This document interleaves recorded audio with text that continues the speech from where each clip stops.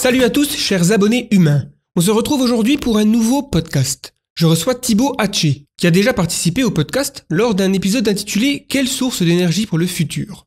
Et il m'a aidé lors de la rédaction de la vidéo sur la fusion nucléaire, sortie en juin 2019 sur la chaîne YouTube. Et en parlant de fusion, on va approfondir le sujet dans cet épisode, puisque pour rappel, c'est un ingénieur en énergie. Il se passionne notamment pour la fusion nucléaire.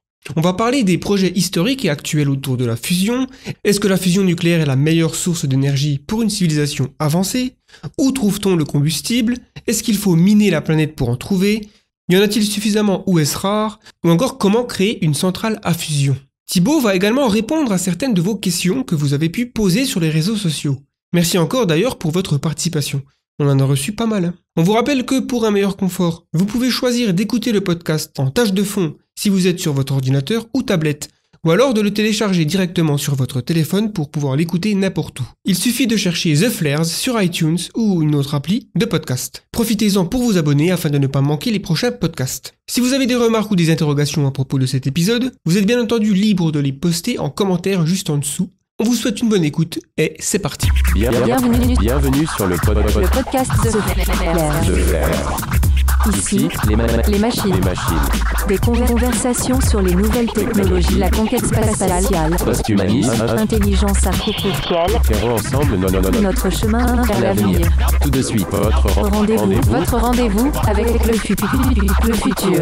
Je suis avec Thibaut Hatché. Donc Thibaut, on avait déjà fait un podcast ensemble. On avait parlé des sources d'énergie potentielles pour le futur, notamment la question du mix énergétique et des potentielles transitions énergétiques vers des énergies plus renouvelables. Aujourd'hui, on va plutôt s'intéresser à la fusion nucléaire. C'est un sujet auquel on a déjà collaboré ensemble pour faire la vidéo qui est sortie il y a quelques temps. Donc c'est sorti en juin, je crois. Donc merci déjà d'avoir accepté d'aller un peu plus en détail sur la question de la fusion nucléaire. Avec plaisir, c'est vrai que c'est un sujet important qui le sera encore plus, donc c'est toujours un plaisir d'en parler. Exactement, et je pense qu'il y a eu beaucoup de questions. J'ai proposé sur Twitter, sur Facebook et sur YouTube aux gens, aux abonnés et ceux qui nous suivent de poser leurs questions, donc je vais les poser aussi. Bon, déjà, je pense qu'on va commencer tout de suite par une question générale, extrêmement générale, puisqu'on parle beaucoup d'énergie. Il y a beaucoup de confusion, j'ai l'impression, avec ce mot énergie. On parle de produire de l'énergie, de la consommer, alors qu'en fait, d'un point de vue physique, ça fait pas beaucoup de sens. Donc, question, qu'est-ce que l'énergie ? Alors effectivement, ça c'est une super bonne question. On en avait déjà un peu parlé dans le podcast précédent sur les sources d'énergie. Et donc là, du coup, je vais reprendre à nouveau la définition que j'avais entendue dans une conférence d'Étienne Klein, donc qui est un philosophe et chercheur français que tout le monde devrait voir ses conférences. Et donc lui, la définition qu'il donne de l'énergie, c'est une quantité qui se transforme. Alors je vais expliquer un peu mieux, mais en gros, ce qui veut dire par cette expression-là, c'est qu'en fait, nous, l'énergie, on ne sait pas exactement ce que c'est. On sait très bien modéliser la manière dont l'énergie se transforme d'une forme à l'autre, mais fondamentalement, ce n'est pas encore évident exactement ce qu'est l'énergie. C'est un problème vraiment fondamental en physique. En tout cas, ça rejoint des problèmes vraiment fondamentaux en physique. Et donc, du coup, voilà. Donc, il faut partir du principe qu'en fait, l'énergie, c'est quelque chose qui se transforme. Elle peut être, donc l'énergie, elle existe sous différentes formes. Nous, on a l'habitude de la voir sous la forme thermique. L'énergie thermique, donc c'est le chauffage, le gaz avec lequel on va faire du feu pour faire cuire nos aliments. On va la voir sous forme d'énergie mécanique. L'énergie mécanique, c'est les roues de la voiture qui tournent. On peut la voir sous forme électromagnétique. Donc, c'est les rayons qui nous proviennent du soleil ou la manière dont nos téléphones communiquent. Donc, voilà. L'énergie, elle existe sous plein de formes différentes. Elle va être stockée sous autant de formes. Donc, elle va être stockée sous forme chimique dans les molécules, elle va être stockée sous forme, on va dire, nucléaire dans les atomes, et elle va être stockée sous forme mécanique dans le vent et sous forme électromagnétique dans les rayons du soleil. Donc voilà, l'énergie, en fait, c'est une quantité qui va se transformer entre différents supports, qui va se transporter entre différents supports et qui va se manifester de différentes façons.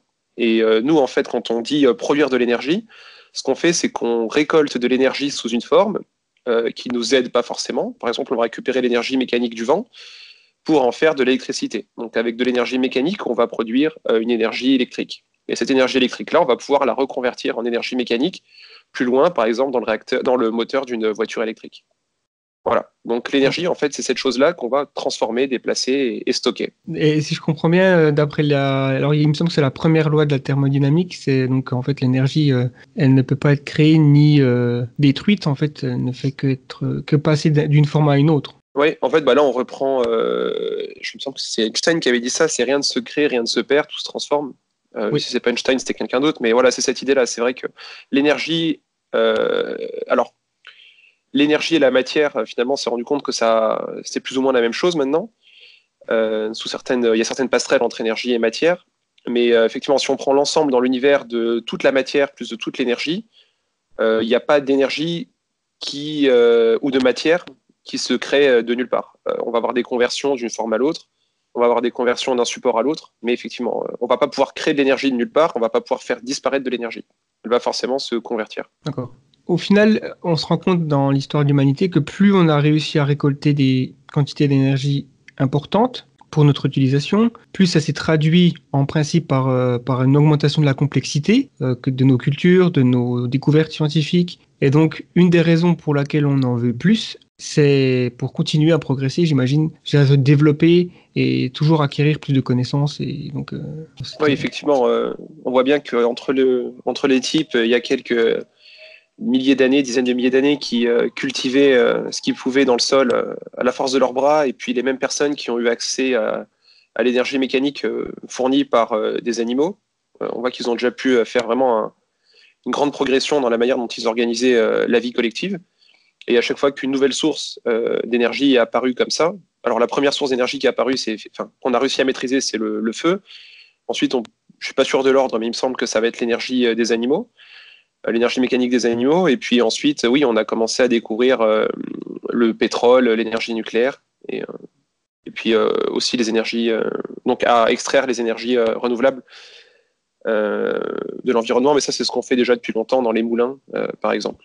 Et donc la prochaine étape, c'est peut-être, alors outre les énergies renouvelables, mais qui sont déjà là, on a beaucoup d'exemples, les photovoltaïques, le solaire, enfin l'éolien, l'hydraulique, etc. On a cette idée de fusion nucléaire. Alors j'invite tout le monde qui écoute à aller voir la vidéo qu'on a fait sur la chaîne The Flares à propos de la fusion nucléaire, puisqu'elle est déjà très explicative. Mais est-ce que tu peux très rapidement expliquer ce que c'est, très sommairement, quoi? En gros, la fusion nucléaire, on va prendre deux atomes, on va approcher ces atomes suffisamment proches l'un de l'autre pour qu'ils arrivent à en former un nouveau, plus gros, qui sera en partie la somme des deux précédents. Et donc cette réaction-là de prendre deux atomes séparés et d'en faire un plus gros, c'est une réaction qui va dégager un surplus d'énergie phénoménal. Et donc en fait, la fusion nucléaire, c'est cette réaction-là de prendre deux atomes, d'en faire un seul, pour pouvoir en extraire une énergie exploitable. Alors ça, okay. On peut le faire dans une centrale ou dans une bombe. Voilà. Ça, c'est vraiment dans les grandes lignes de ce que c'est la fusion. Donc, dans ta vidéo, c'est peut-être à expliquer un peu plus en détail. Je ne sais pas si tu veux aller plus en détail que ça. Non, c'est suffisant, je pense, parce qu'on va petit à petit, au fur et à mesure de la conversation, parler des détails, justement. Donc, le premier détail dont on pourrait parler, c'est ce qu'on veut faire sur Terre, c'est créer une centrale à fusion qui produit donc de l'électricité. Et quelles sont les étapes pour parvenir à ça? Est-ce qu'on a une compréhension claire du processus pour arriver à faire une centrale à fusion sur Terre? Oui. Alors, effectivement, comme je l'ai dit, la difficulté, ça va être, je ne sais pas si je l'ai dit, mais en tout cas, je le dis, la difficulté, c'est d'arriver à faire cette réaction-là. En fait, approcher deux atomes l'un de l'autre suffisamment proches pour qu'ils en forment un seul, c'est vraiment compliqué et ça demande d'apporter une énergie colossale à ces atomes-là, en théorie, pour arriver à les approcher l'un de l'autre, puisque les deux noyaux des atomes sont chargés positifs, donc comme deux aimants, ils se repoussent. Et ils se repoussent extrêmement fort. Donc on va chercher à apporter une énergie colossale à ces atomes-là pour les approcher suffisamment près. Et le meilleur moyen qu'on a trouvé pour faire ça, c'est de chauffer ces atomes. Alors en physique, on a réussi à démontrer qu'il y avait une petite formule qui permet de savoir à partir de quel moment on va pouvoir faire de la fusion. Ça s'appelle le critère de Lawson. Donc ce critère nous montre que pour arriver à faire une réaction de fusion, il faut approcher pendant un certain temps suffisamment près des atomes à une certaine température. Et c'est même encore plus simple que ça. En gros, on va chercher à avoir pendant un certain temps des atomes confinés à une certaine température. Donc il y a deux façons d'approcher pendant un certain temps des atomes à une certaine température. C'est la fusion inertielle, donc pendant un temps très court à des températures très élevées. C'est ce qu'on fait dans les bombes. Donc on va compacter pendant quelques millièmes de seconde nos atomes à une température incroyable, ce qui va faire qu'on va avoir une réaction de fusion. Et l'autre moitié qu'on a retenu, c'est la fusion par confinement magnétique. Et donc là, l'idée, c'est qu'on va garder nos atomes dans un milieu confiné pendant plus longtemps, mais à des températures plus faibles. L'avantage de la première moyen de faire de la fusion par confinement inertiel, c'est que c'est plus facile à faire, mais c'est pas forcément facile, c'est pas forcément idéal pour faire une centrale nucléaire. Par contre, c'est très bien pour faire des bombes. La deuxième méthode est beaucoup plus compliquée parce que ça demande de maintenir un plasma. Donc un plasma, c'est un nuage en quelque sorte de gaz chargé électriquement. Mais on va devoir maintenir ce gaz-là à très haute température, 150 millions de degrés, sous contrôle. Et donc c'est vraiment compliqué, surtout qu'il va falloir le faire pendant plusieurs minutes. Donc même si c'est compliqué, c'est la solution qu'on a retenue pour faire des centrales nucléaires aujourd'hui. Et donc voilà, donc là, à partir de maintenant, on va plus parler de fusion par confinement magnétique. Pour alimenter ces centrales, quel est le combustible finalement? Est-ce qu'il faut, alors la question qu'on peut se poser aussi, si on est intéressé pour faire quelque chose de propre et d'aller vers vers un futur bénéfique où on a une empreinte environnementale beaucoup plus faible, est-ce qu'il faut miner la planète pour trouver ce combustible? Est-ce qu'il y en a suffisamment ou est-ce que c'est rare? Est-ce que c'est dangereux, polluant? Enfin voilà. Alors là, on arrive à un des avantages de la fusion, c'est qu'en fait, on peut faire de la fusion nucléaire avec à peu près n'importe quel atome. C'est ce qui se passe dans l'univers avec différents procédés. On peut prendre n'importe quel atome et n'importe quel jeu d'atomes et faire de la fusion avec ces atomes-là. Mais on a réussi à démontrer mathématiquement et physiquement, et on a même réussi à vérifier ça, que toutes les réactions de fusion ne produisaient pas autant d'énergie et n'étaient pas aussi faciles à faire. Et donc nous, sur Terre, on va retenir les réactions de fusion qui se passent dans les étoiles comme le Soleil et qui prennent comme carburant principal de l'hydrogène. Alors de l'hydrogène qui va être un petit peu alourdi par un ou deux neutrons, donc on va avoir du deutérium ou du tritium, mais ça reste de l'hydrogène, c'est assez abondant sur Terre, on en trouve à peu près partout, même l'hydrogène c'est l'élément le plus abondant dans l'univers. Et donc voilà, là on est sur un des avantages de la fusion, c'est que son carburant, entre guillemets, est disponible partout en grande quantité et il ne pollue pas. Parce qu'une fois qu'on aura fait fusionner deux atomes d'hydrogène, on va obtenir un atome d'hélium. Et cet atome d'hélium non plus, il n'est pas spécialement radioactif, il n'a rien de spécial. Alors après, là faut quand même un peu nuancer ça. Pendant la réaction, on va générer des neutrons extrêmement rapides, qui vont être capables d'aller interagir avec les parois du réacteur ou avec d'autres éléments et rendre ces éléments-là radioactifs. Donc l'avantage de ce procédé-là, c'est qu'on ne génère pas de déchets radioactifs directement par le procédé. On n'a pas besoin de matière radioactive à l'origine, on a besoin de matière propre qui existe partout dans l'univers, on en a partout dans l'eau de mer. La seule difficulté, c'est que la réaction va rendre radioactif, dans une certaine mesure, les parois du réacteur, mais sans commune mesure avec ce qu'on fait aujourd'hui dans les centrales à fission. Ensuite, tu me demandais si on n'allait pas devoir miner pour obtenir ces matériaux-là. Avec la réponse que je viens de donner, on a l'impression que non, puisque je viens de parler que de l'hydrogène. En fait, on s'est rendu compte que les réactions les plus intéressantes ne faisaient pas intervenir que de l'hydrogène, mais aussi du lithium. Et ce lithium-là, on va être obligé d'aller le miner, effectivement. Alors après, il y a encore deux types de réactions qu'il faut intervenir de l'hélium. Et cet hélium-là, par exemple, une forme particulière de l'hélium qui n'est pas présente en grande quantité sur Terre. Et donc, il faudra aller peut-être chercher sur la Lune ou ailleurs. Donc en fait, pour faire une réponse simple, il y a autant de réactions de fusion qu'on veut. On a identifié quelques réactions de fusion qui nous intéressaient. Certaines d'entre elles ne nécessitent absolument aucune mine, rien du tout.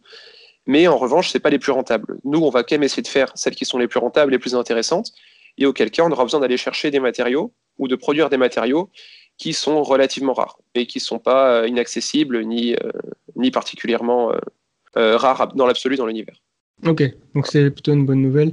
Et donc, est-ce que tu penses que la fusion nucléaire, c'est la meilleure source d'énergie pour une civilisation avancée, je dirais, une civilisation qui a des énormes projets d'infrastructures et une grande population, enfin une civilisation plus ou moins comme la nôtre, voire plus élevée?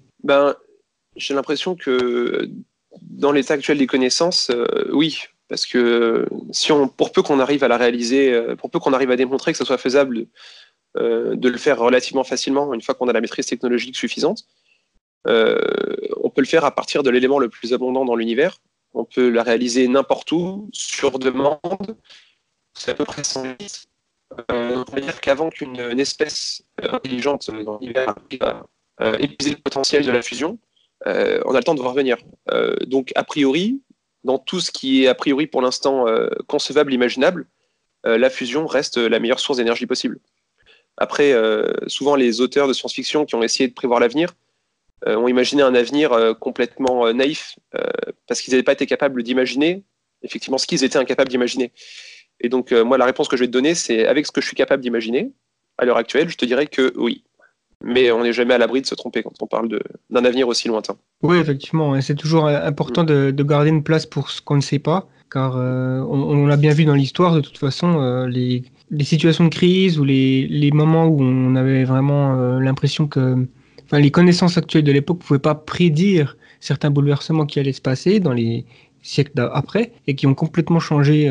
Voilà, j'ai appris un truc récemment, c'est qu'à un moment donné, à l'époque préhistorique, il commençait à y avoir une rarification des silex. Ah ouais. Et aujourd'hui, ça nous paraît ridicule. Tu vois, on se dit pas, oh mon Dieu, la civilisation va s'effondrer parce qu'on a pas de silex.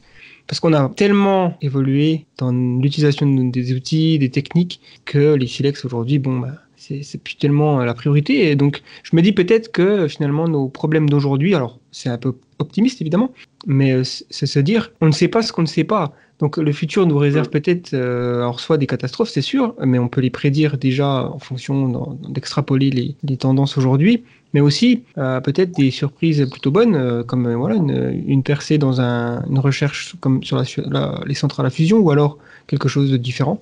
Mais ouais, il faut toujours être ouvert à ça. Et donc, l'histoire, tu dis que tu es optimiste, mais finalement l'histoire est pleine d'exemples où les gens pensaient être arrivés au bout d'un système, au bout d'une ressource, ça allait provoquer un effondrement massif. Et finalement, à chaque fois, une solution a été trouvée. Alors, ça ne veut pas dire que les solutions à nos problèmes d'aujourd'hui seront systématiquement trouvées, mais oui, après, dans l'histoire, on peut se permettre d'être optimiste. Oui. Exactement, des problèmes, il y en aura toujours. Enfin, je pense qu'on n'arrivera jamais à un stade où on se dira il n'y a plus de problème, ça y est. Non, il y aura toujours des problèmes. Et la seule, je dirais, métrique, c'est que les problèmes ont des solutions. Et les solutions, elles sont dépendantes de connaissances. Et donc, si une connaissance ne va pas à l'encontre des lois de la physique, elle est atteignable. Donc voilà, c'est juste, je pense, cette idée que finalement, être optimiste, c'est se dire tous les problèmes dans l'univers qu'on peut rencontrer sont juste dus à un manque de connaissances en fait. Et puis aussi, ça me fait penser à un truc, la conversation, je viens de penser à quelque chose.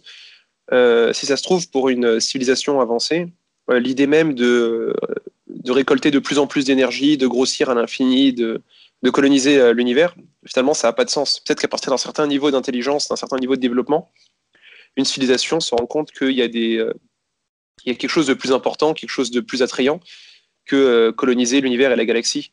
Et donc, en quel cas, peut-être que l'énergie ne deviendrait plus la ressource centrale de cette civilisation-là.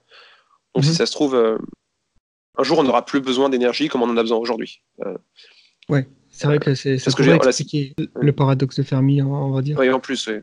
Donc ouais, je voulais savoir aussi, je sais que c'est toujours difficile de donner des dates, on va plutôt donner une fourchette ou alors à la limite une estimation, je dirais, par rapport au projet actuel. Quelles sont les estimations sur l'arrivée d'une centrale, donc déjà une centrale expérimentale et puis après peut-être commercialement viable? Alors on va parler du coup de deux choses, on va parler des initiatives du secteur public et des initiatives du secteur privé. Sachant que pour l'instant on va apporter a priori plus de crédit aux initiatives du secteur public que celles du secteur privé. Et dans le secteur public, l'initiative principale c'est ITER. Et ITER, là il n'y a pas longtemps, j'ai vu l'actualité passer récemment ces derniers jours, donc ça doit être très récent. Ils ont annoncé qu'ils arriveraient ils prévoient de faire leur premier plasma en 2035. Alors ITER, ça va être une centrale expérimentale qui n'a pas vocation à produire de l'électricité sur le réseau, mais elle a vocation à démontrer qu'on peut faire de la fusion de manière rentable, c'est-à-dire produire 10 fois plus d'énergie qu'on en investit pour démarrer la réaction. Et donc là, si on a un premier plasma pour 2035, ça ne veut pas dire qu'on a les premières réactions de fusion intéressantes en 2035.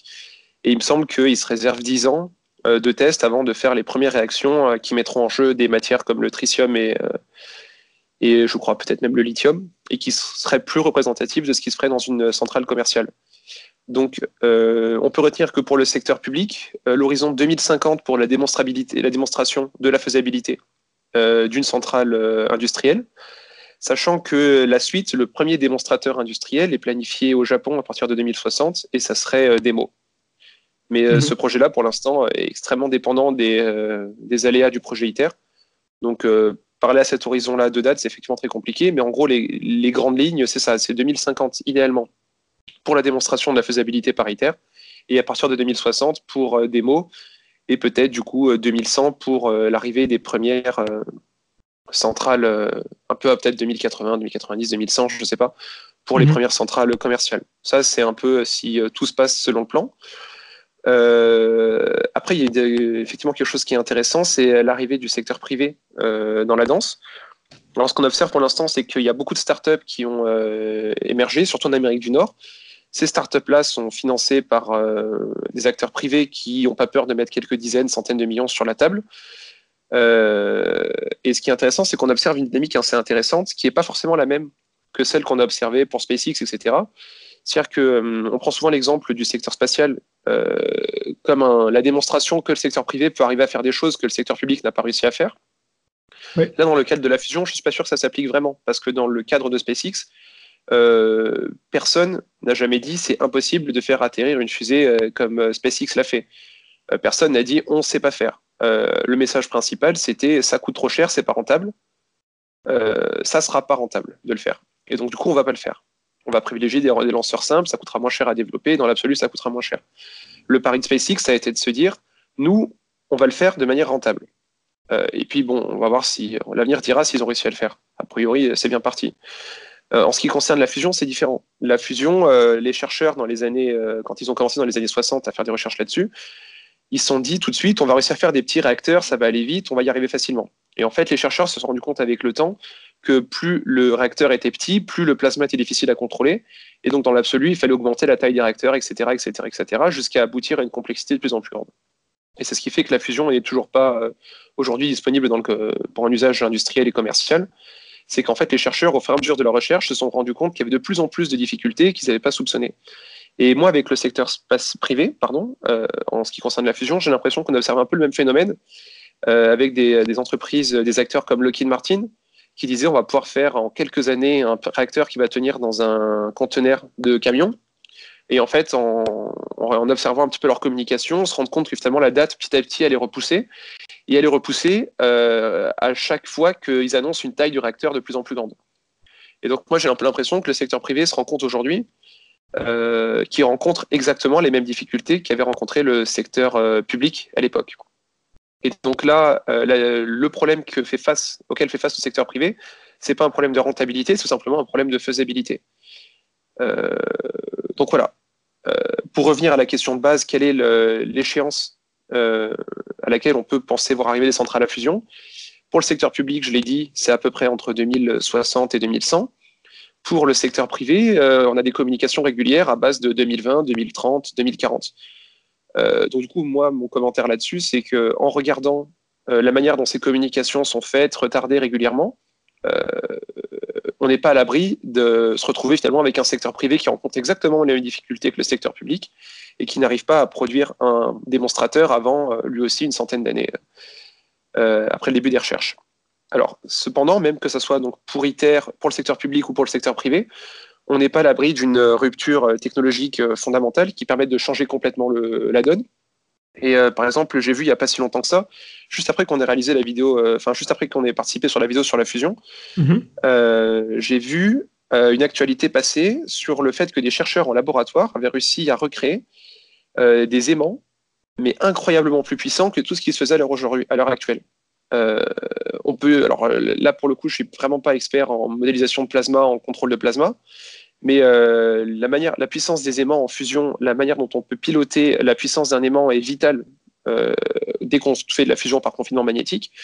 Et donc, on peut imaginer qu'une rupture telle que celle-là, si elle est suivie d'effets, si elle est suivie de conséquences industrielles, permettrait en fait de complètement changer de jeu. Aujourd'hui, on a besoin de faire des réacteurs énormes parce que nos aimants ont une limite de puissance. Peut-être que si on avait des aimants qui étaient 1000 fois plus puissants, on pourrait se permettre de faire des réacteurs peut-être 10 fois ou 100 fois plus petits. Ouais. Et donc de manière aussi beaucoup plus rapide. Donc voilà, en fait, pour résumer un petit peu donc du coup tout ce que je viens de dire, il ne faut pas s'attendre à avoir de la fusion sur un schéma industriel avant 2050-2100, sauf rupture technologique majeure.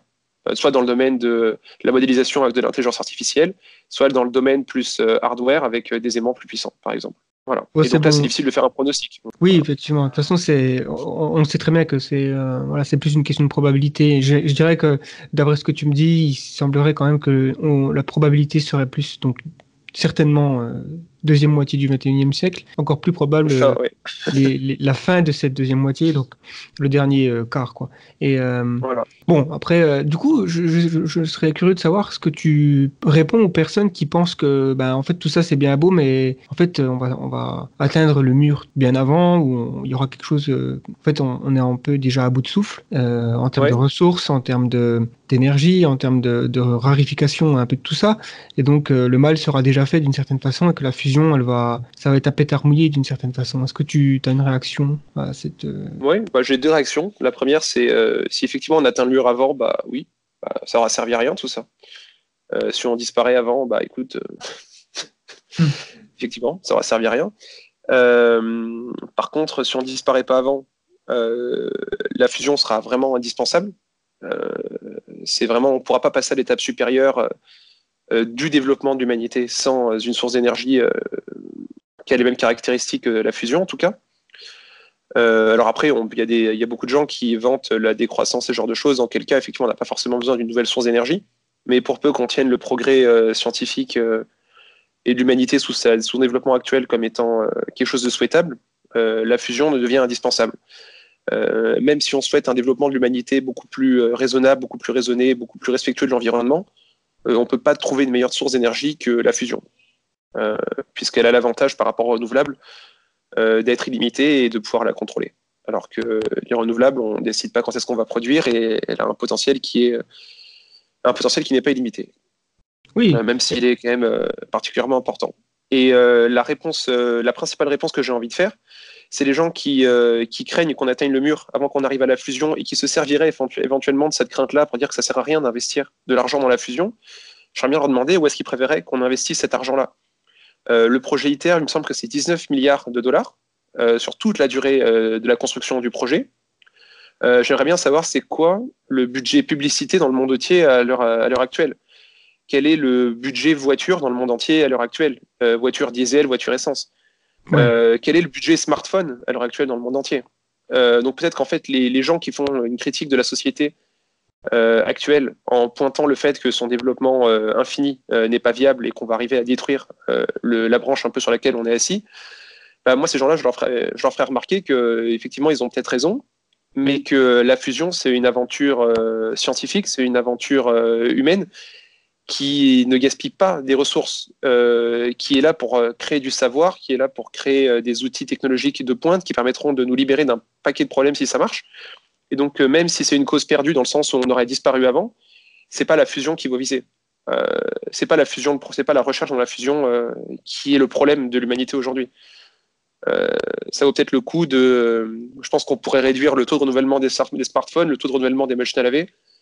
On pourrait peut-être réduire les budgets publicités dans le monde entier, réduire le gaspillage alimentaire. Ça, c'est des vraies pistes.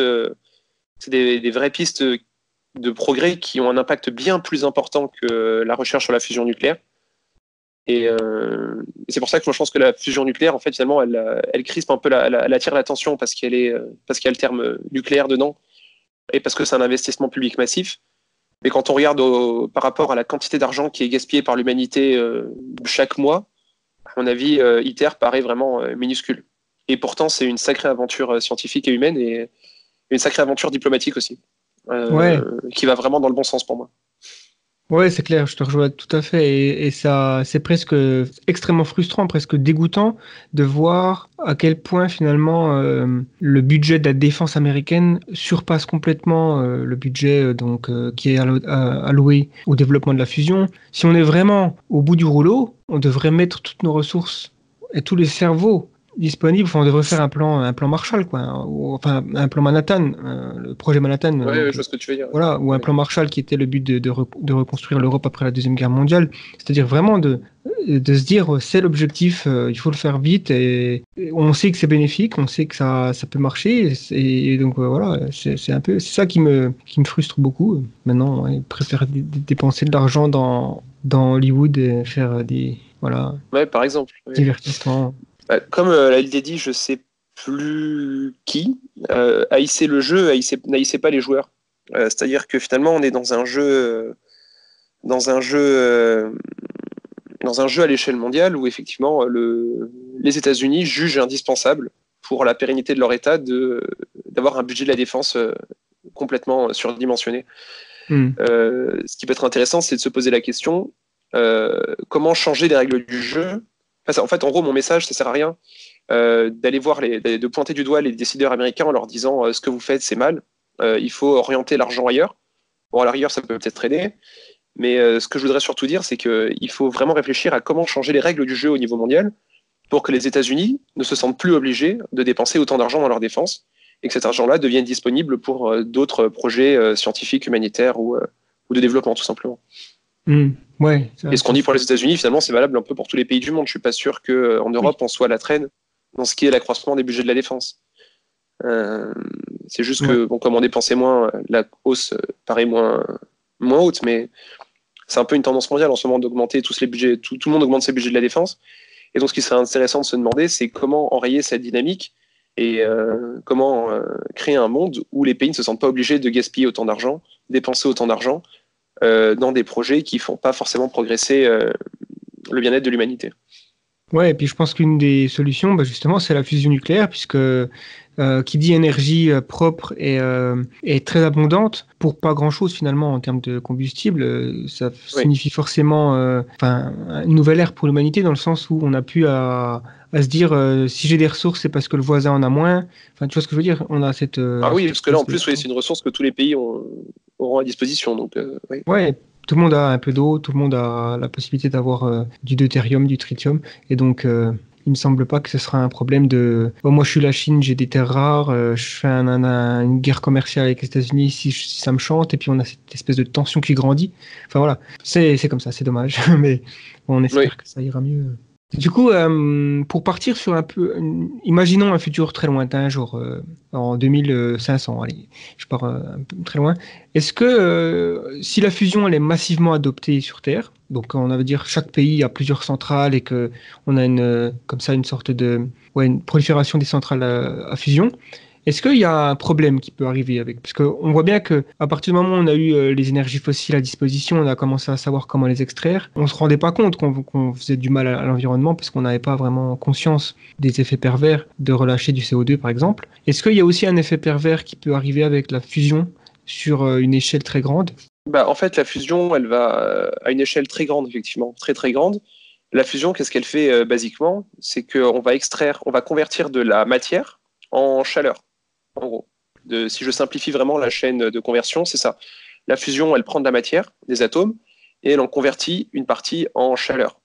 Et donc, c'est un peu comme un énorme chauffage qu'on installe sur Terre. Alors, tant qu'il n'y en a qu'un seul, ça va, mais si on commence à recouvrir la Terre de ces chauffages-là, alors avant d'y arriver, il va falloir effectivement vraiment une sacrée paire d'années, sacrée paire de siècles, peut-être. Ouais. Mais en gros, la limite fondamentale de la fusion, c'est ça, c'est le jour où on brûle tellement d'hydrogène que finalement on chauffe directement la planète. Donc c'est même plus un problème de gaz à effet de serre ni quoi que ce soit, c'est juste qu'on chauffe directement la planète.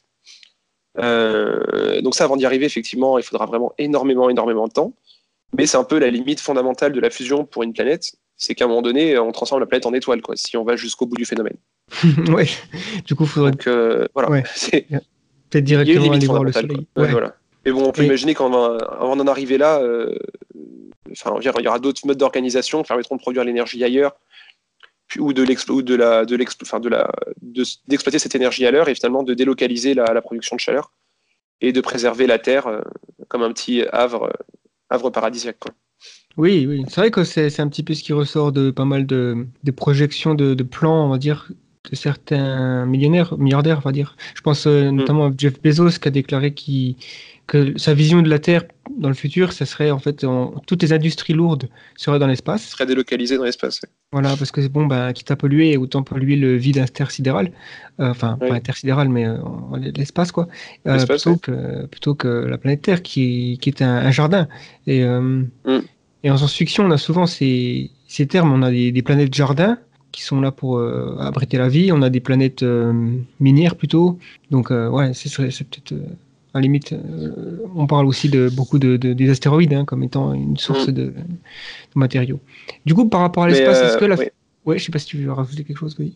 Oui, non, j'allais dire, c'est juste rebondir sur ces visions-là. Ces visions-là, elles me semblent aussi un peu transposer, les façons de penser du XXe siècle dans un monde où les technologies seront radicalement différentes. Et moi, j'ai un peu l'impression qu'on aura des technologies tellement disruptives qui vont arriver, comme par exemple des interfaces cerveau-machine qui permettront de partager ses souvenirs, ses mémoires, ses pensées avec d'autres êtres humains ailleurs dans le monde. Ce genre de technologies-là vont être tellement disruptives que finalement l'humanité de demain, ou ce qui aura remplacé l'humanité demain, n'aura pas du tout ce besoin-là d'industrie, de planète industrielle ou de planète jardin.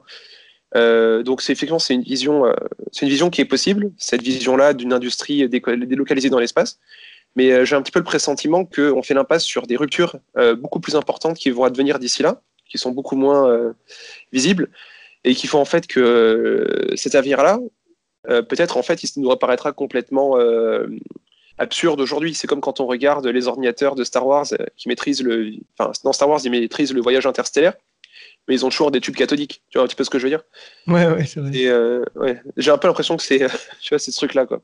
Oui, il y a forcément une déformation par rapport à l'époque à laquelle on se trouve. Ouais. Comme on disait, on peut pas savoir les disruptions technologiques qu'il va y avoir. On peut faire des estimations. On peut toujours. Alors, il y a des prédictions qui peuvent être faites, mais les prédictions, généralement, elles sont fiables quand on parle du futur très lointain. C'est-à-dire, on sait on peut prédire quasiment au million d'années près quand le Soleil va mourir, ce qui est assez fabuleux, je trouve, parce que en fait, c'est ça qui est bien avec les lois de la physique, c'est qu'elles sont universelles et elles sont dans le temps aussi, quoi. Donc, par contre, on peut pas prévoir effectivement le futur proche de l'humanité, c'est très chaotique. Oui, tout à fait. Même le futur lointain de l'humanité, a priori, oui, effectivement. À prévoir. À part peut-être l'extinction. Mais... ouais, c'est vrai que généralement, c'est un point commun quand même entre toutes les espèces. 99% en fait des espèces qui ont vécu se sont éteintes, ce qui semble être la norme en fait. Oui, où elles ont évolué. L'humanité, oui, a priori, évoluerait. Oui. En fait, j'ai l'impression que l'humanité, c'est la seule espèce dans l'histoire de la vie sur Terre qui est capable d'échapper au cycle d'extinction en fait. C'est-à-dire que parce que même une espèce qui évolue, au bout d'un moment les dinosaures, tu vois, ils ont évolué d'espèces plus grandes de reptiles qui ont eux-mêmes évolué des premiers organismes qui sont sortis de l'eau, qui ont eux-mêmes, enfin voilà. Mais il n'empêche qu'il y a eu des extinctions massives.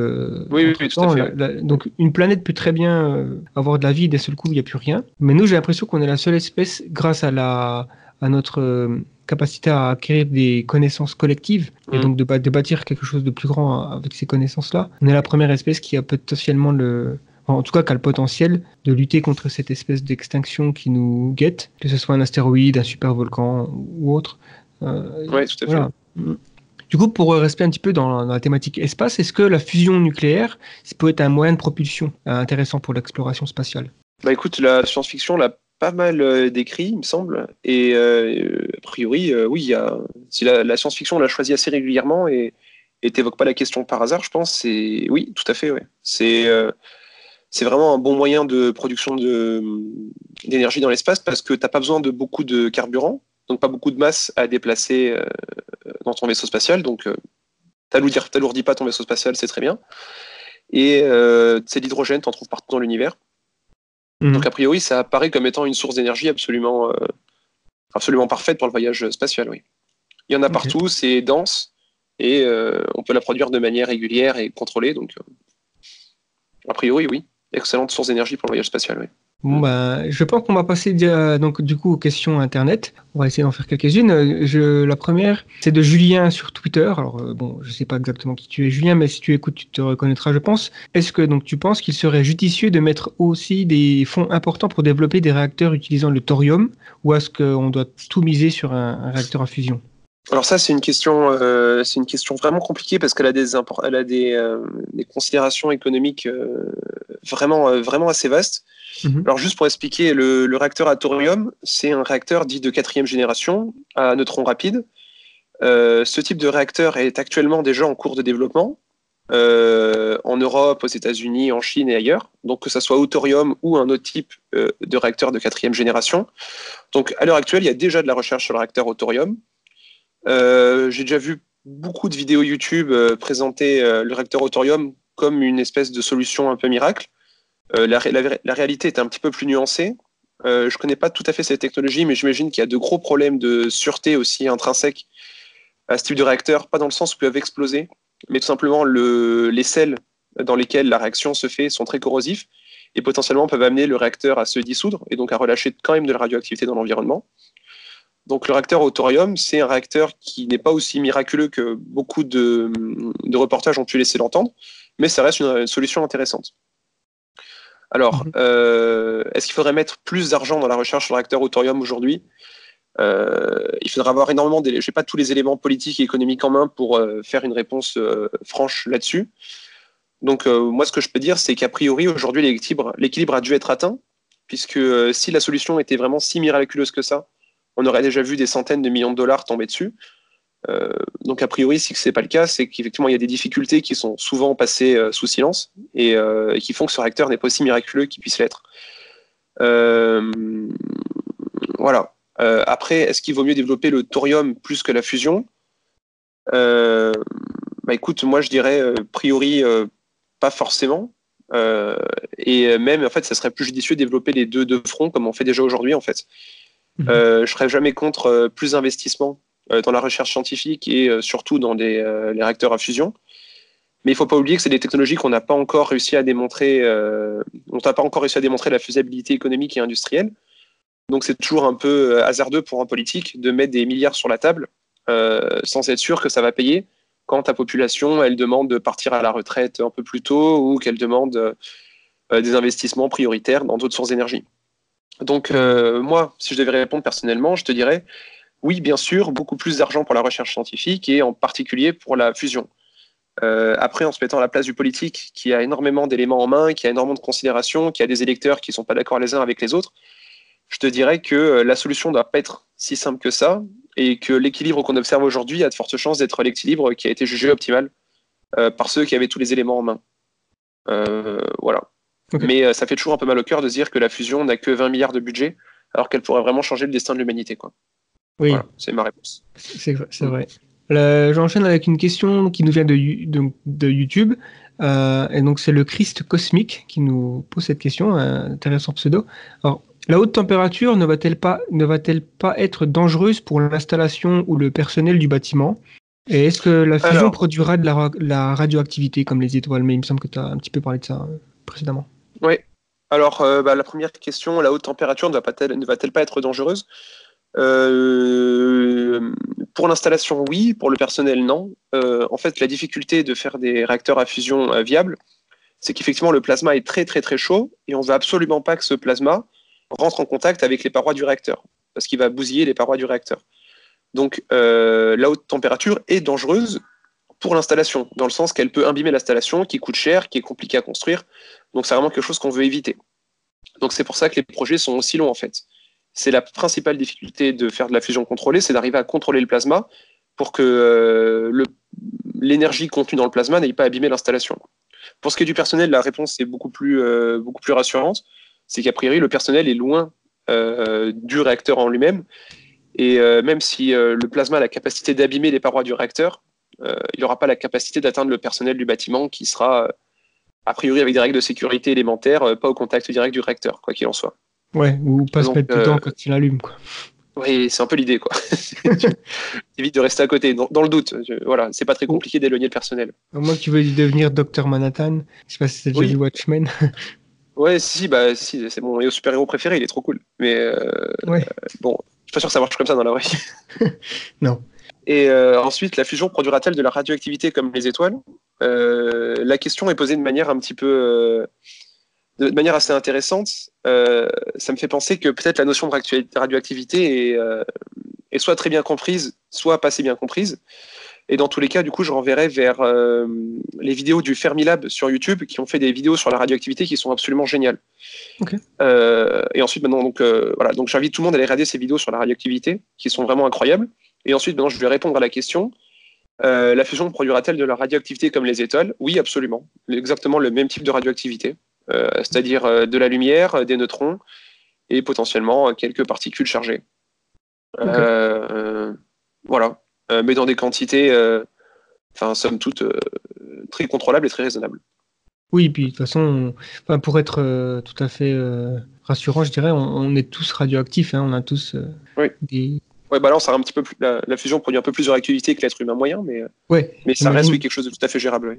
Oui. Autre question donc de Ami Kouda.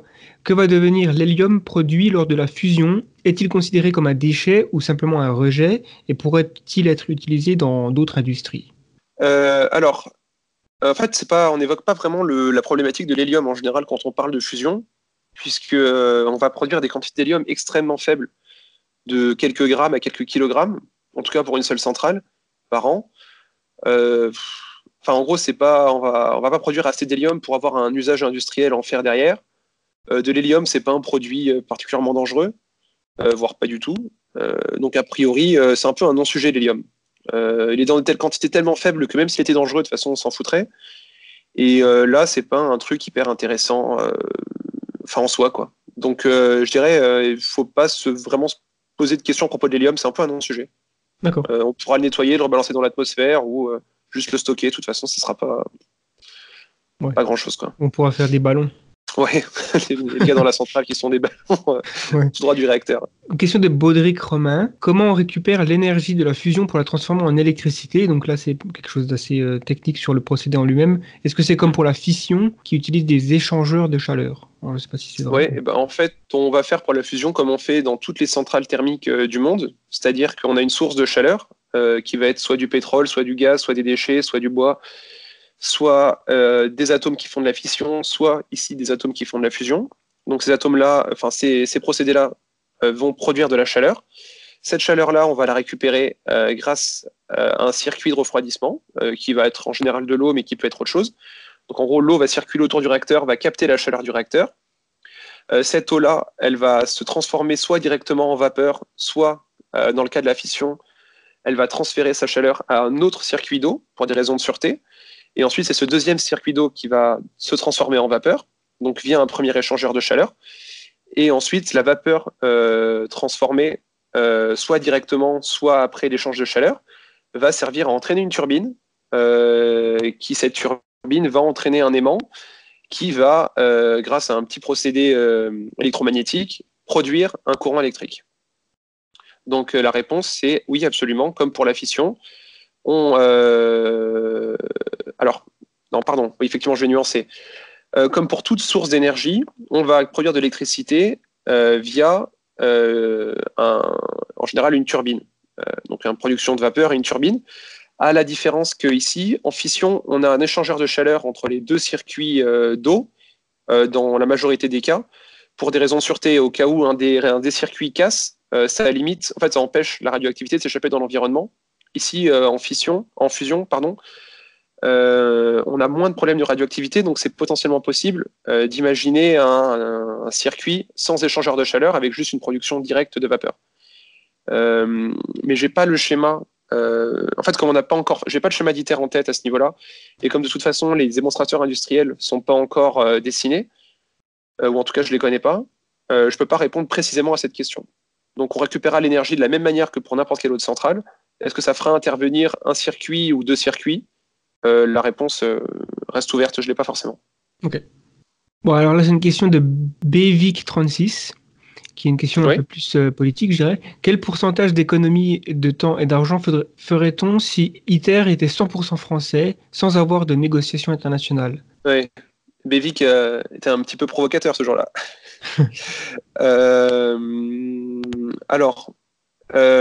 Écoute, c'est une bonne question qui, de toute évidence, s'est manifestée auprès des investisseurs américains ou des investisseurs, en tout cas mondiaux, qui ont fait le choix de la fusion réalisée par des startups. Alors, on ne peut pas mesurer ça, quel pourcentage d'économie en temps et en argent on pourrait avoir avec une autre organisation. Écoute, je ne peux pas répondre à ta question, Bévic. Il faudra un peu regarder qu'est-ce qui se passe à l'avenir. Est-ce que ITER arrivera à produire un réacteur fonctionnel? Enfin, en gros, est-ce que ITER et sa continuité arriveront en premier à produire un réacteur fonctionnel, ou est-ce que ça sera les acteurs privés qui, par d'autres schémas organisationnels, ont réussi à produire ce résultat-là? Je dirais que les deux types d'organisation ont leurs avantages et leurs inconvénients. Avec un modèle, comme tu dis, international, en mode usine à gaz organisationnel, on a là quand même l'avantage d'avoir des financements bien plus larges, d'avoir accès à des ressources bien plus importantes, mais effectivement, ça se fait au détriment d'une perte d'efficacité et d'une perte de souplesse. Donc c'est un schéma qui a ses avantages, ses inconvénients. Le schéma choisi par le privé qui va être beaucoup plus souple, beaucoup plus réactif, qui va être capable d'intégrer peut-être plus rapidement des ruptures technologiques ou de se lancer après une rupture technologique, justement, aura peut-être l'avantage dans certaines situations, mais c'est un modèle qui a accès à beaucoup moins de ressources financières et matérielles, et donc qui, du coup, va vraiment miser sur un effet d'opportunité. Donc, moi, je te dirais qu'en fait, il faut miser sur les deux, puisque les deux modèles se complètent, et il ne faut pas oublier que peut-être que les deux y arriveront à avoir des solutions peut-être toutes les deux intéressantes. Et quand même, je trancherai avec un dernier avantage en faveur du modèle public, c'est que le modèle public, en fait, c'est le modèle de la prise de risque un peu minimum. C'est-à-dire qu'on va y aller, ça va peut-être prendre le temps, mais on va être plus ou moins sûr d'y arriver. Dans le privé, il y a à peu près une dizaine d'acteurs, je crois, aujourd'hui. Sur la dizaine d'acteurs, ça serait peut-être étonnant s'il y en a un ou deux qui arrivent à produire un vrai réacteur. C'est-à-dire que sur la dizaine d'acteurs, il y en a peut-être 8 qui vont faire faillite, peut-être 9 qui vont faire faillite, peut-être les 10 vont faire faillite. Donc voilà, si on misait tout sur le secteur privé, on n'arriverait pas du tout au même résultat que si on avait misé tout sur le secteur public. Et en misant tout sur le secteur public, on n'arriverait pas au même résultat que si on avait... Enfin voilà. Donc en gros, pour moi, il faut avoir une initiative publique forte avec des investissements importants et un schéma organisationnel aussi souple que possible. Mais le fait d'avoir une composante de recherche privée, à la rigueur, pourquoi pas? Elle arrivera à des résultats qu'on n'aurait pas pu arriver par un schéma public. Donc moi, je dirais il faut les deux. Ouais. Voilà. Là, il y a une question de Jérôme Michelet du Carme qui aimerait savoir si on veut suivre cette technologie dans la durée, peut-on savoir quels sont les différents verrous techniques à lever? Puisque apparemment c'est facile à retenir et de cette manière, il sera possible de tenir le sujet à l'œil et de l'inscrire dans un schéma global. Alors, les différents verrous techniques à lever aujourd'hui, en ce qui concerne ITER, ça va être la modélisation et le contrôle du plasma. Donc là, il faudrait peut-être suivre les articles publiés dans tout ce qui concerne la dynamique des plasmas, la modélisation des plasmas, ce genre de choses. Donc là, c'est plus de la recherche un peu fondamentale mathématique, avec peut-être des modèles de simulation informatique. Donc là, on peut imaginer voir des percées soit dans une certaine théorie mathématique, soit dans une théorie physique peut-être, ou alors en intelligence artificielle. Enfin, en gros ici, ça serait chercher une solution conceptuelle, on va dire. Avoir un nouvel outil intellectuel. Les autres verrous techniques à lever, ça serait peut-être des aimants supraconducteurs plus faciles à piloter finement, capables d'être supraconducteurs à des températures plus faibles ou d'atteindre des températures plus importantes. Donc là, plutôt du coup un progrès technique plus hardware et moins déjà conceptuel. Donc voilà, en gros, les deux grosses tendances à suivre, ça serait peut-être ça. La première tendance qui est plus intellectuelle, plus mathématique, qui va être la modélisation et le comportement du plasma, donc avec potentiellement des ruptures en mathématiques ou en informatique. Et l'autre composante à suivre, c'est la composante hardware, avec peut-être des ruptures dans ce qui concerne les aimants. Ensuite, au niveau des dates, comme je l'ai dit un peu plus tôt, le secteur privé annonce des dates extrêmement optimistes, 2020, 2030, 2040. Pour des réacteurs fonctionnels, commercialisables. En l'état actuel des choses, ça paraît extrêmement optimiste. En ce qui concerne le projet ITER, on va citer 2020. Ah pardon, je me suis trompé plus haut. C'était 2025 pour le premier plasma ITER et 2035 pour le premier plasma deutérium tritium, donc celui qui serait effectivement réalisé dans une centrale industrielle. Donc par rapport à ce que j'ai dit en début de vidéo, je corrige. ITER, ça serait 2025 pour le premier plasma et 2035 pour le premier plasma un peu complexe. Et ensuite, à partir de 2060 pour démo au Japon. Et là, il y a une question d'Aurélien Lécuyer. Quel est le rapport finalement production-consommation d'énergie des derniers tests des centrales expérimentales? Donc là, c'est vraiment technique, là, je pense. Alors, d'après ce que j'ai trouvé en faisant des recherches sur le sujet, en 2017, le record était tenu par le Tokamak Jet en Angleterre. Et ils ont réussi à atteindre un Q de 0,67. Donc en gros, ils ont produit 67% de l'énergie qu'ils avaient investie. Sachant qu'un réacteur va être rentable pas à partir de Q égale 1, parce qu'à partir de Q égale 1, ok, le réacteur va produire plus d'énergie que ce qu'on a investi, mais une fois qu'on prend en compte les procédés de conversion de cette énergie-là en électricité, en fait, il faut qu'on atteigne un Q égal à 5.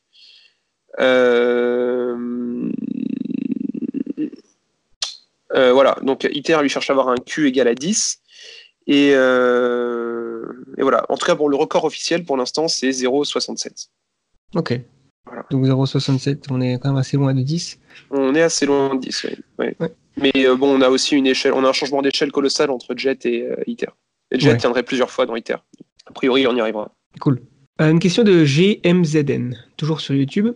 Donc c'était une question par rapport au personnel. Alors je ne sais pas si tu as la possibilité de répondre à ces questions, mais finalement une centrale à fusion nucléaire, est-ce que ça peut marcher tout seul? Est-ce qu'il y aura 100 personnes en fait? En gros, combien de personnes pour gérer une centrale?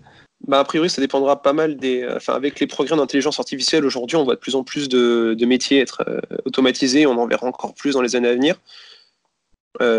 Donc la centrale autonome, à la rigueur, pourquoi pas, hein, on ne pourra pas limiter la progression technologique simplement parce qu'on le décide.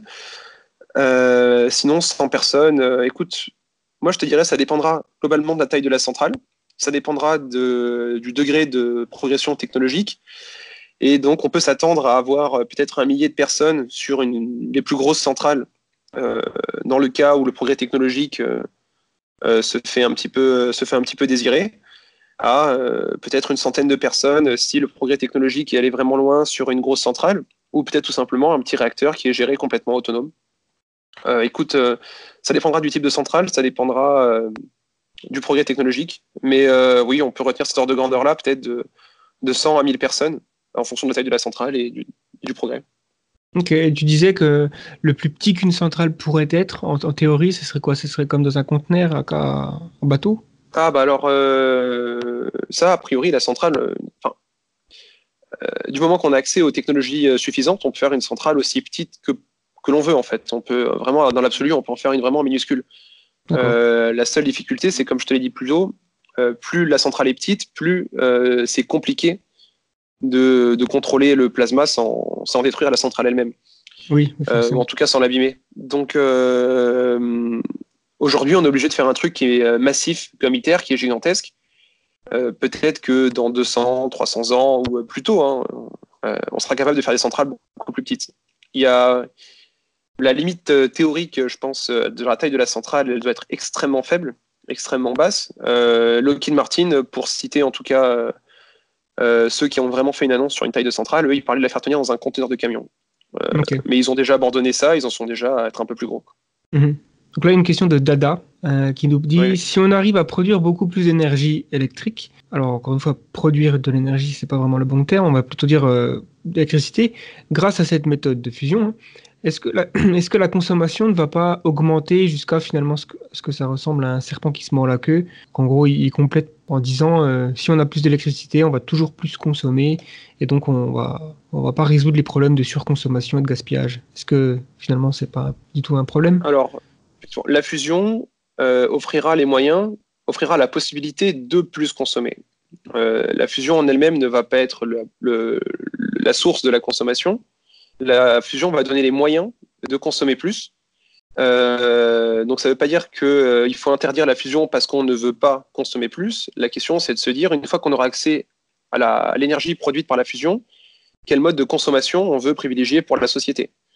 Sachant que la fusion en elle-même ne produira pas une pollution dommageable pour l'environnement comme tout ce qu'on a à peu près aujourd'hui dans l'industrie, quoi.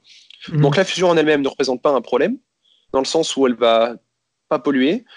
Elle va produire une quantité d'énergie fabuleuse, et cette quantité d'énergie fabuleuse, effectivement, permettrait de produire toujours plus d'objets inutiles ou de services ou ce genre de choses, et donc entraîner de fait encore plus la surconsommation et le gaspillage. Mais ça ne serait pas la fusion qui sera la racine du problème. Et si on identifie que la surconsommation et le gaspillage sont des problèmes, alors c'est qu'il faut réfléchir de manière plus intelligente aux usages qu'on pourrait faire de la fusion. Peut-être essayer de réaliser des expériences scientifiques plus complexes, encore plus intéressantes, essayer de servir de toute cette énergie-là pour faire tourner des intelligences artificielles et des usines de manière autonome, en mettant tous les gens en vacances à vie. Je sais pas. Enfin, voilà, c'est un problème de société, c'est pas un problème technique ici. Donc on peut imaginer des tas de solutions, des tas d'utopies, des tas de dystopies. Mais la fusion est juste finalement l'outil qui permet de rendre ces dystopies ou ces utopies faisables. Donc après, qu'est-ce qu'on fera du monde Ce qu'on fera du monde, en fait, ça dépend entièrement de nous. Oui, Voilà. ça dépend de ce réponse, ça dépend de ce qu'on fait nous et de ce qu'on fait va faire. C'est-à-dire, ouais. ça devient finalement un truc. Mais du coup, là, pour rebondir un peu sur cette question, je pense aussi qu'au final, ce serait pas un si gros problème que ça si on surconsomme de l'électricité qui est produite de manière propre. D'une certaine façon, ça a un impact beaucoup moins important. Donc au final, oui, c'est sûr que c'est jamais. Enfin, la surconsommation aujourd'hui, on a un a priori négatif dessus puisque ça a conduit à un monde pollué. Donc il y a forcément une réaction hostile à ça, mais imaginons en fait, quand la première révolution industrielle, par un tour de magie, les gars ils ont inventé la fusion nucléaire. Enfin, ils l'ont pas inventé, mais la centrale à fusion nucléaire.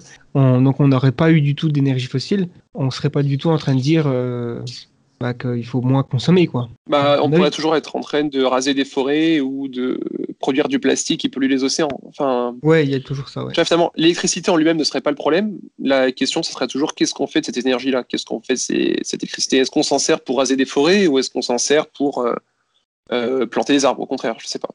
Ouais. Il y a toujours effectivement d'autres effets qui sont indépendants finalement de l'électricité, parce l'électricité, j'avais parlé sur la vidéo que j'ai fait sur le mix énergétique où finalement ça représente la consommation de la production d'électricité et de chaleur, c'est pas non plus 100% des émissions de CO2, c'est il me semble 70 ou quelque chose. J'ai plus le chiffre en tête, oui. C'est il y pas a la totalité. Il y a aussi l'agriculture par exemple qui est très très importante. Ensuite, tout à fait.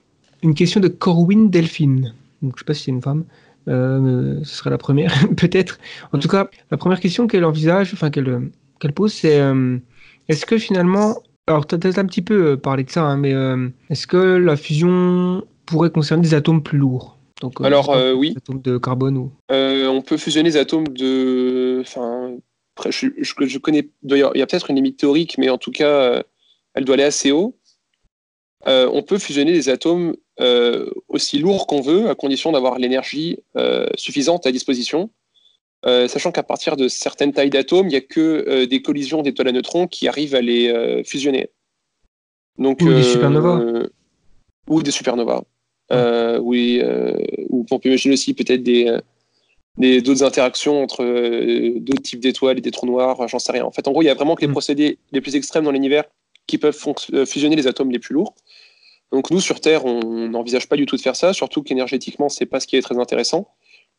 En fait, on a déjà identifié les réactions de fusion qui sont les plus intéressantes de manière énergétique, et on n'a pas intérêt en fait à fusionner autre chose, quoi. Donc ça fait intervenir de l'hydrogène, du lithium et de l'hélium le plus souvent.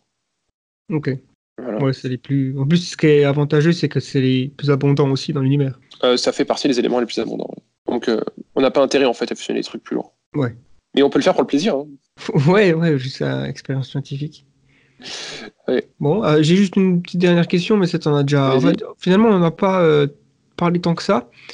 Mais alors, c'est Expectator sur Twitter qui nous pose cette question. La fusion nucléaire peut-elle entraîner une catastrophe ? Parce qu'on a déjà vu dans l'histoire, les centrales à fission nucléaire ont conduit à des catastrophes, notamment Fukushima avec le tsunami et puis Tchernobyl. Est-ce qu'une fusion nucléaire, elle est parfaitement safe ? Oui. Oui. En fait, la difficulté de la fusion, c'est d'arriver à la faire. La moindre perturbation casse la réaction de fusion. Donc non, on peut pas avoir de catastrophe de la même. On peut pas avoir on peut pas avoir de catastrophe industrielle avec la fusion comme on en a vu dans le nucléaire ou dans la chimie ou dans l'industrie, ce genre de choses.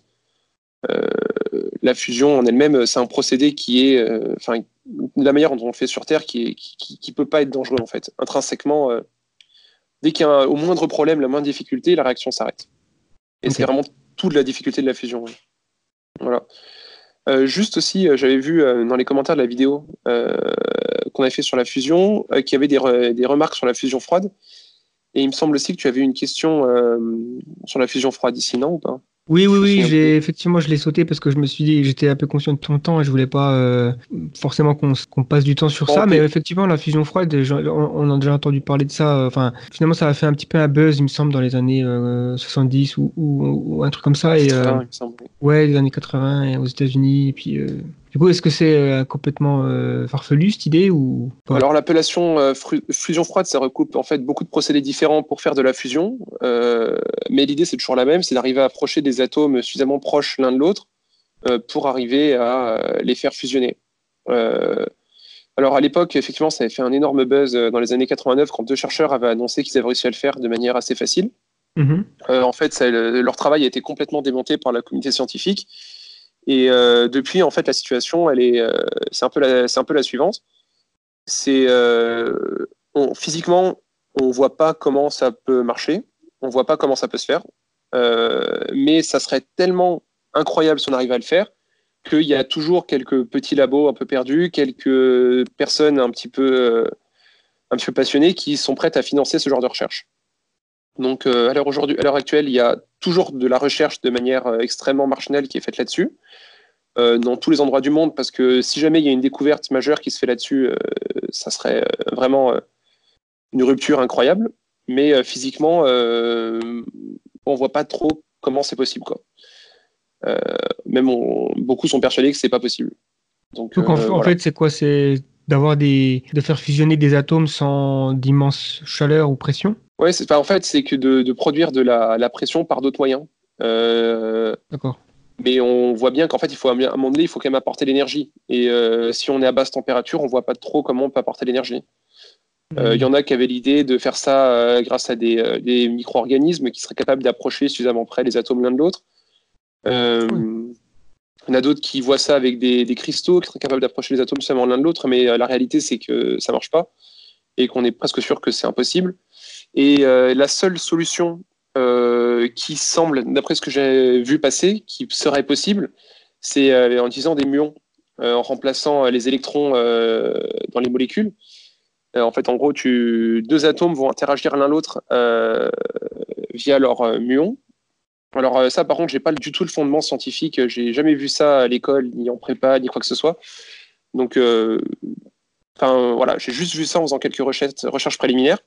Mais en gros, l'idée, ça serait qu'en remplaçant les électrons des atomes par des muons, donc c'est des sortes d'électrons plus massifs, les noyaux des atomes en fait se retrouvent beaucoup plus proches les uns des autres et ça permet la réalisation de réactions de fusion. Mais le principal problème de cette solution-là, c'est que les muons n'existent pas naturellement comme ça dans de grandes quantités dans l'univers. Et c'est pour une bonne raison, c'est parce qu'en fait, ils sont très instables et disparaissent très, très, très, très vite. Et donc, théoriquement, ça pourrait marcher, mais les muons disparaissent tellement vite qu'il faudrait en produire en permanence, en continu. Et c'est pas facile à produire, ça coûte cher, ça coûte de l'énergie. Et donc, c'est ce qui fait qu'en fait, cette solution-là, elle n'est pas viable. C'est qu'il faut dépenser, en gros, intrinsèquement, il faut dépenser plus d'énergie pour la réaliser que ce qu'elle dégage. Ouais. Voilà. C'est vrai que c'est finalement pas tellement le but. Non. Voilà. Et surtout que je pense que ITER, ils sont quand même sur une voie qui est testée théoriquement et qui, ils développent une centrale avec une infrastructure assez colossale, des travaux qui vont s'étendre sur plusieurs décennies, c'est qu'ils ont quand même une bonne idée de leur système, quoi. Oui, tout à fait. C'est pas des moins que rien, j'imagine, ceux qui sont à la tête de ça. Non, c'est parmi les meilleurs scientifiques du monde, hein, donc ça veut pas dire qu'ils y arriveront à 100%, mais en tout cas, si eux y arrivent pas, on peut imaginer que pour les autres, ça sera encore plus difficile. Ouais. Voilà. C'est un peu le message. Pour moi, le seul moyen de voir une autre solution coiffer ITER sur le poteau, ça serait une rupture technologique que ITER serait pas en mesure d'intégrer du fait de sa trop grande rigidité. Parce que c'est un projet international qui est déjà bien avancé, qui a une dimension importante. Donc en fait, la principale force d'ITER, dans un monde où le progrès technologique est vraiment hyper rapide, c'est aussi peut-être sa principale faiblesse. Mais on verra, du coup, seul l'avenir dira si c'était la meilleure solution ou pas, quoi. Moi, je pense que c'est en tout cas une très bonne solution. Ok. Moi aussi. Voilà. Non, c'est vrai que je pense, effectivement, je fais confiance aux plus grands scientifiques du monde. Puis, ce serait intéressant de voir. De toute façon, c'est potentiellement, espérons de notre vivant, puisque on a quand même, il nous reste quelques années, j'espère, et donc ça fera peut-être la une des journaux ou des news de réalité virtuelle qu'on aura dans le futur. Je sais pas trop ce qu'on consommera comme truc. Voilà, je pense ITER a fait son premier réacteur. Oui, dis-moi. Ouais, on sera dedans, tu sais, en VR. Ouais. Je pense que c'est tout. Je m'excuse pour ceux qui ont posé des questions et qu'on n'a pas traitées, soit parce que, effectivement, au cours de la discussion, on les a évoquées, donc vous avez certainement eu déjà les réponses que vous aviez en tête, ou alors parce qu'on n'a pas trop le temps non plus, puisque tu as quelque chose de prévu donc cet après-midi. Et je te remercie beaucoup en tout cas pour cette. Merci pour un peu plus d'éclaircissement sur la fusion nucléaire. Et on reste très. En tout cas, moi, je reste très optimiste sur cette technologie, puisque je pense, comme toi, je pense que c'est clairement, sauf si on se plante complètement sur les lois de la physique, ou alors on a des lacunes vraiment importantes. Je pense que c'est la source d'énergie finalement d'une civilisation de type 1 ou en tout cas une civilisation avancée. Oui. Ouais, voilà. Tout à fait. Merci. Avec plaisir, oui. À une prochaine. Merci d'avoir suivi ce podcast. On se retrouve très prochainement pour une autre vidéo sur la chaîne YouTube ou alors un autre podcast. Et en attendant, n'oubliez pas que l'avenir est une nuit noire dans laquelle nous ne pouvons pas nous permettre d'avancer aveuglément. C'était Gaëtan pour le collectif The Flares. Nous sommes vos fusées éclairantes, nous sommes The Flares. Merci et à bientôt.